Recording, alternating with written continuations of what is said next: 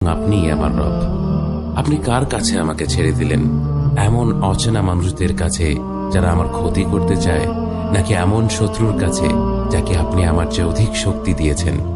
হে আল্লাহ, যদি আপনি আমার উপর রাগ না করে থাকেন তাহলে এর কিছুতে আমার কিছু আসে যায় না, কিন্তু আপনার আশ্রয় পেলে আমার পরিস্থিতি আরেকটু সহনীয় হবে।